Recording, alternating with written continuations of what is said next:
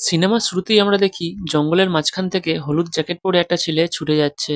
কিছু দূর ছুটে গিয়েই সে একটা জায়গায় বসে পড়ে। দেখে মনে হচ্ছিল ছেলেটা কোনো কিছুর জন্য আফসোস করছে।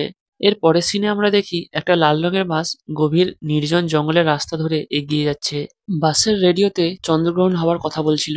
এই চন্দ্রগ্রহণ 20 বছর পর আবার হতে চলেছে, আর অনেক লম্বা সময় ধরে চলবে। বাসের ড্রাইভার ও সেখানে বসে থাকা ছেলেমেয়েরা নিজেদের মধ্যে গল্প করতে করতে যাচ্ছিল।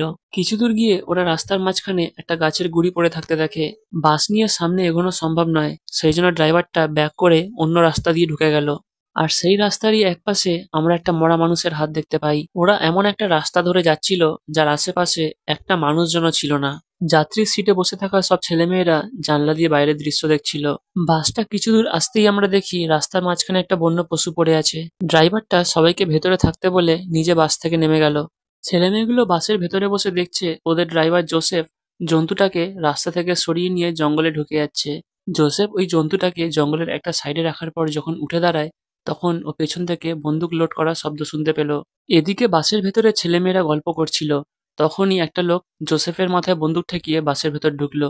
লোকটা সমস্ত ছেলে মেয়েদের বন্দুকের ভয় দেখিয়ে নিজের জায়গায় বসতে বলে জোসেফকে গাড়ি চালাতে বলল। এমন সময় বাসে বসে থাকা একটা ছেলে ওই লোকটাকে চিনতে পারে। কিছুদিন আগে ছেলেটা ওর একজন পরিচিতের সঙ্গে বসে রেস্টুরেন্টে খাবার খাচ্ছিল। এমন সময় ও ট্যাবে ওই লোকটার ছবি দেখতে পায়। বন্দুকধারী লোকটা আসলে জেলখানা থেকে পালিয়ে যাওয়া একজন আসামি। ও বাচ্চাদের টার্গেট করে মেরে ফেলে। এই লোকটাকেই পুলিশ খুঁজছে। ওদিকে রাতের বেলা জঙ্গলের মাঝখান থেকে বাসটা যাচ্ছিল। বন্দুকধারী লোকটার নাম হচ্ছে পেড্রো মিঙ্গেলা। বাসে বসে থাকা সমস্ত ছেলে মেয়েদের ও বলল জানলা দিয়ে ওদের মোবাইলগুলো ফেলে দিতে। সবাই তাই করলো, কিন্তু রেজি ফেললো না। লোকটা রেজির কাছে গিয়ে বন্দুকের ভয় দেখিয়ে ওর কাছ থেকে মোবাইলটা কেড়ে নিল। তারপর লোকটা সামনে এসে সবাইকে শুয়ে পড়তে বলল। বলল এখন তোমরা রেস্ট নাও, আমাদের অনেক দূরে যেতে হবে। অন্ধকার রাস্তার মাঝখান থেকে বাসটা এগিয়ে যাচ্ছিল। একটা টানেলের ভেতরে এসে ওদের বাসটা বন্ধ হয়ে যায়। পেড্রো জোসেফকে বন্দুক দেখিয়ে বলল তাড়াতাড়ি বাসটা স্টার্ট করতে, কিন্তু জোসেফ বলল এর মোটর খারাপ হয়ে গেছে। পেড্রো তখন কোনো উপায় না পেয়ে উইনির মাথায় বন্দুক ঠেকিয়ে জোসেফকে নিচে নেমে গাড়ি ঠিক করতে বলে। জোসেফ নিচে নেমে গাড়ি ঠিক করার চেষ্টা করছিল। ভেতর থেকে ছেলেমেয়েরা উঁকি মেরে দেখছিল, কিন্তু জোসেফ গাড়ি ঠিক করতে পারল না। সে পেড্রোকে বলল মনে হয় গাড়ির ইঞ্জিন খারাপ হয়ে গেছে। আর সেই সময় টানেলের সব লাইট অফ হয়ে যায়।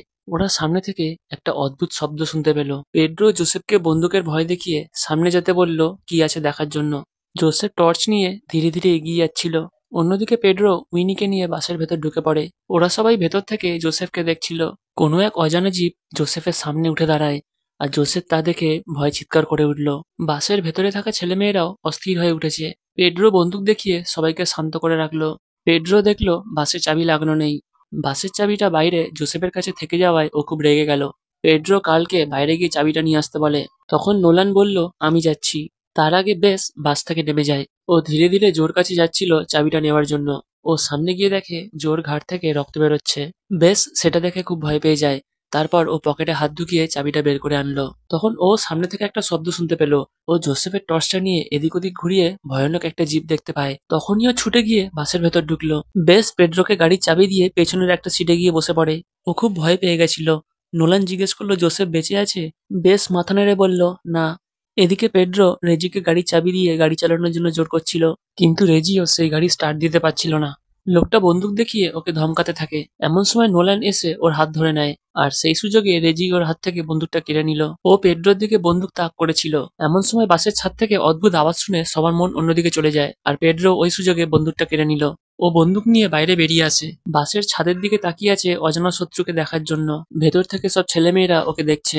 পেড্রো দু একবার গুলি চালালো। ছেলেমেয়েগুলো সেই গুলির শব্দ শুনে খুব ভয় পেয়ে যায়, আর নিজেদের মধ্যেই ঝামেলা করতে থাকে। এমন সময় ওরা বাইরে দেখলো পেড্রোকে ওই ভয়ানক প্রাণীটা আঁকড়ে ধরেছে। এমন ঘটনায় ওরা খুব ভয় পেয়ে যায়। রেজি আবার ছুটে গিয়ে বাসটা চালানোর চেষ্টা করলো, কিন্তু পারল না। কিছু সময় বাদেই ওরা বাসের পিছন থেকে একটা শব্দ শুনতে পায়। ওই ভয়ানক প্রাণীটা ইমার্জেন্সি গেট খুলে বাসের ভেতরে ঢুকছে। তাকে দেখে ছেলেমেয়েরা সব ভয় চিৎকার করে উঠল। ওরা সামনের দরজা দিয়ে পালানোর চেষ্টা করছিল, কিন্তু ওরা দরজাটা খুলতে পারল না, লক হয়ে আছে। এমন সময় বেশ ও টর্চটা নিয়ে প্রাণীটার মুখে মারল। চোখে আলো লাগার কারণে ওই ভয়ানক প্রাণীটা পেছনে সরে যেতে থাকে। নোলান টর্চ নিয়ে ওর মুখের সামনে এগিয়ে যাচ্ছে। এমন সময় বাসের দরজাটাও খুলে গেল। সবাই বাস থেকে নেমে ছুটে পালায়, আর ওই ভয়ানক প্রাণীটাও রেগে মেগে চিৎকার করে ওঠে। তারপর ওরা সকলে টানেলের ভেতর একটা সুড়ঙ্গ মতো ঘরে ঢুকে পড়ে। ওরা সেই অন্ধকার সুড়ঙ্গ পথটা ধরেই এগিয়ে যাচ্ছিল। কিছু দূর হেঁটে ওরা একটা গোপন ঘরে এসে ঢোকে। নোলান ওই ঘরের দেওয়ালে একটা ম্যাপ দেখতে পায়। ও ম্যাপটাকে সবার সামনে এনে রাখে। ওই জায়গায় থাকা কন্ট্রোল রুমে ওদের যেতে হবে। রেজি সেখানে যেতে চাইলেও কার্ল আর কুইন বাইরে বেরোতে চাইল না।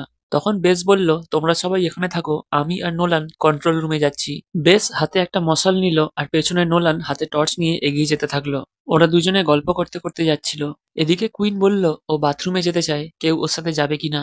তখন রেজি কুইনকে নিয়ে গেল। ওদিকে নোলান আর বেস ঘুরতে ঘুরতে এসে এক জায়গায় একটা অদ্ভুত মেশিন দেখতে পায়। নোলান ওই মেশিনটার সামনে গিয়ে দেখে ওই চারপাশে লাইট লাগানো। ও বেসকে বলে, তোমার মনে আছে যে ওই প্রাণীটা টর্চের আলোকে ভয় পাচ্ছিল? হয়তো কেউ ওকে মারার জন্য এই ব্যবস্থাটা করেছে। তখন বেস নোলানকে ডেকে একটা জিনিস দেখায়। ওখানে একটা মানুষের কঙ্কাল রয়েছে। হয়তো যে মানুষটা ওই মেশিন তৈরি করেছে তারই কঙ্কাল। এদিকে রেজি আর কুইন এক জায়গায় এসে দাঁড়ালো।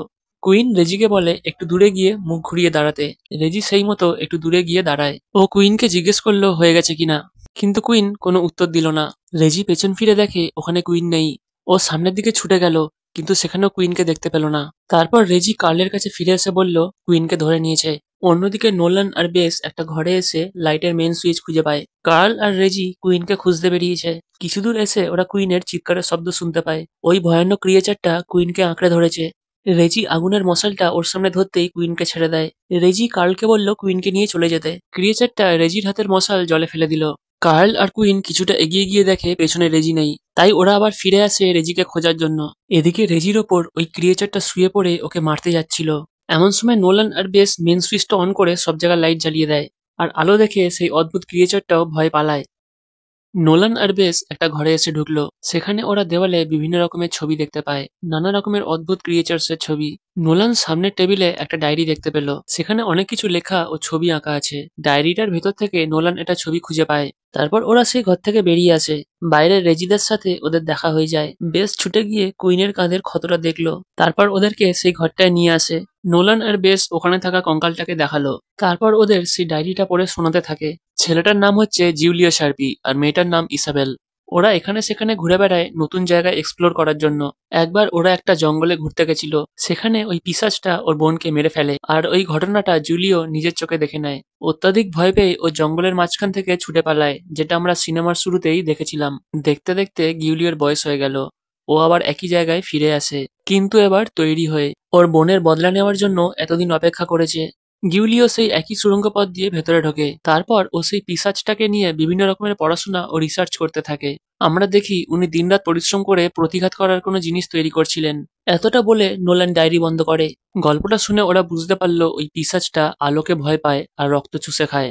জুলিয়াস সার্পি একবার রেডিও অন করেছিল আর তার থেকে বেরোনো শব্দে ওই পিশাচটা আকৃষ্ট হয়ে ওর সামনে চলে আসে। হয়তো বয়স হয়ে যাওয়ার কারণে উনি লড়তে পারেননি। পিশাচটা ওনাকে মেরে ফেলে। ওরা পাঁচজনে ঠিক করলো জুলিও যে কাজটা শুরু করেছিল সেটা ওরা শেষ করবে।